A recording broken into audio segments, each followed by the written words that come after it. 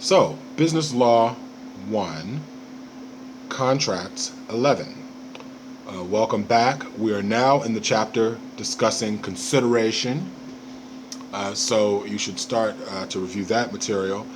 After we have an agreement, we know that we need to have consideration, capacity, and legality. And consideration simply describes the bargain for exchange that occurs that gives a contract, an agreement, its legal effect. All right? So, again, offer is the extension of a promise in exchange for a return promise. Acceptance is the unequivocal, voluntary consent to those terms by the counterparty. And then we get to consideration. Consideration is composed of two main parts. You could probably think of it as three parts as well.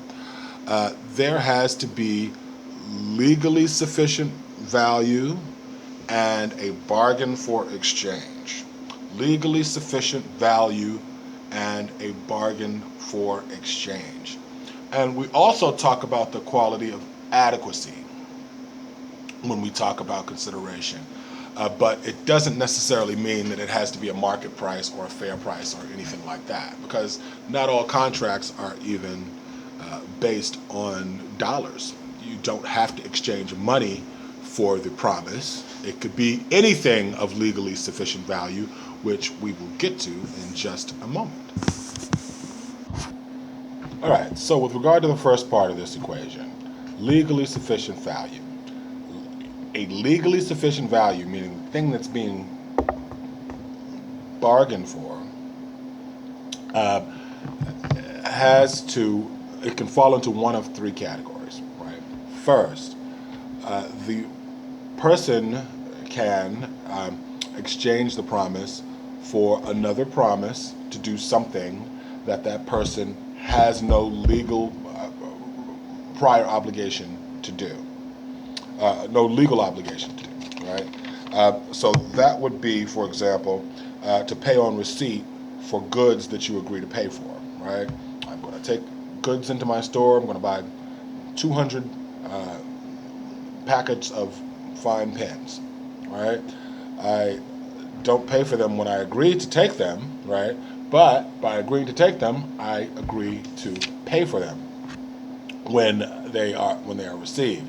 That is a promise to do something that I have no prior legal right to do, or no legal duty to do. Secondly, the performance of an action that one has no prior obligation to undertake.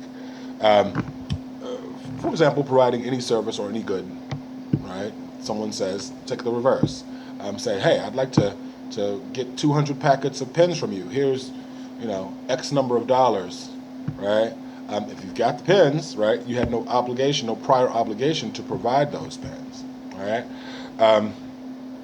And then there is refraining from an action that one has a legal right to undertake, or otherwise known as any type of forbearance, not doing something that you have a right to do.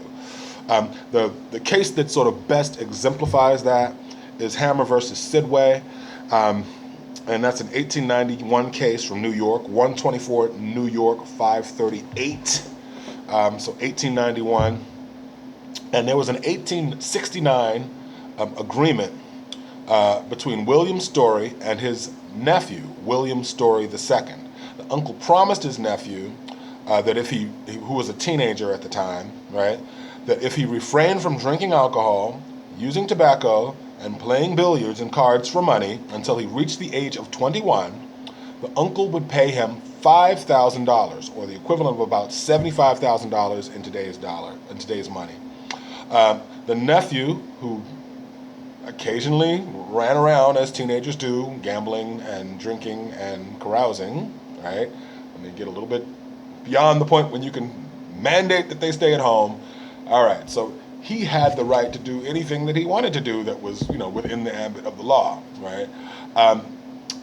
The uncle died. The money, but after the youth had reached the age of 21, the uncle placed the money, basically put the money at his disposal, right? But the but the youth agreed, Mr. Story II agreed to put the, to leave the money with the uncle to invest.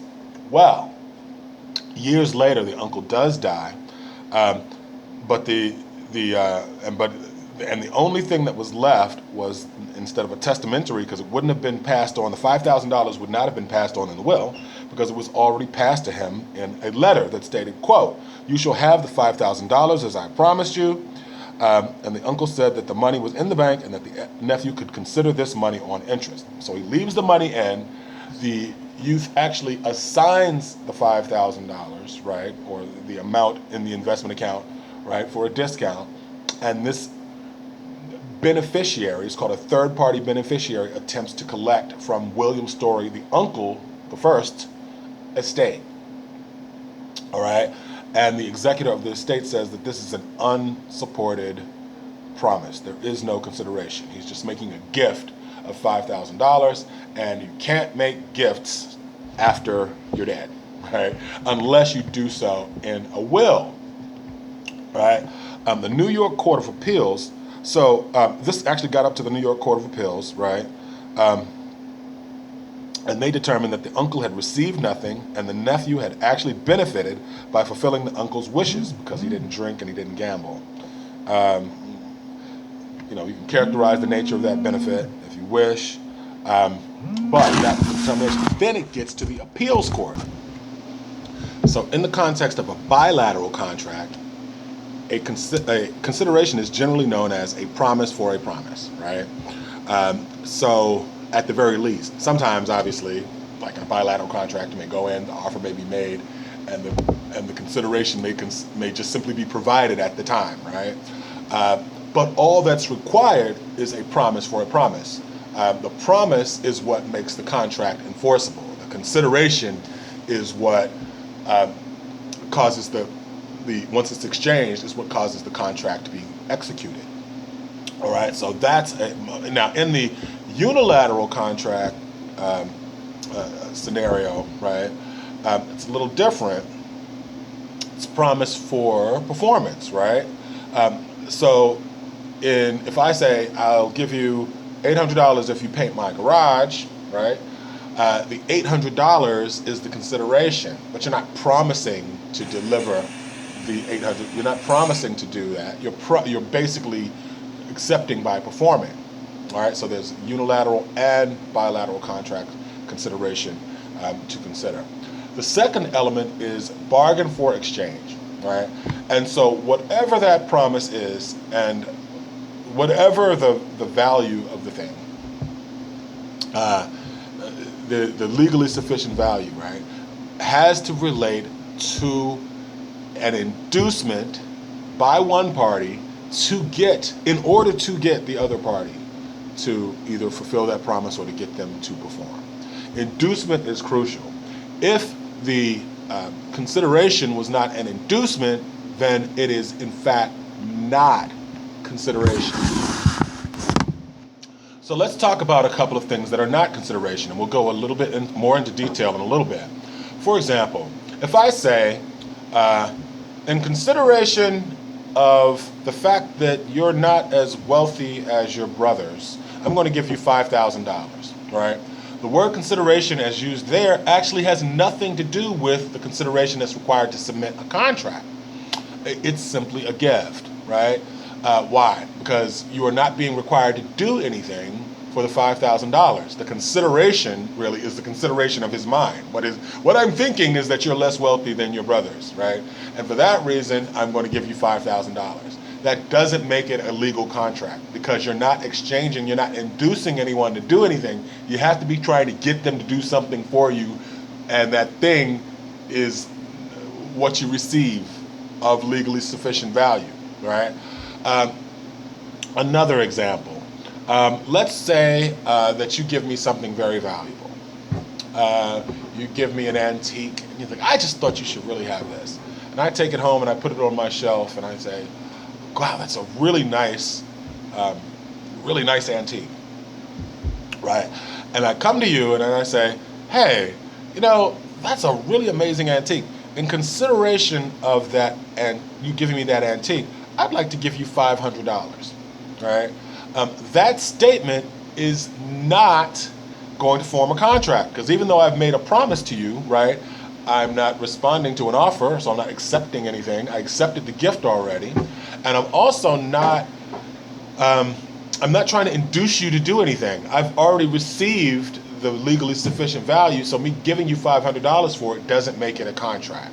All right? So the exchange has to be the inducement for the two parties to make their promises, right? The $800 is an inducement to get you to paint my garage. Inducement means I'm trying to get you to basically make a deal with me. I'm trying to get you to do something that I want, right? In exchange. I think I did not complete. Let's see. Oh, so in the case, just to relate this back to Hammer versus Sidway, could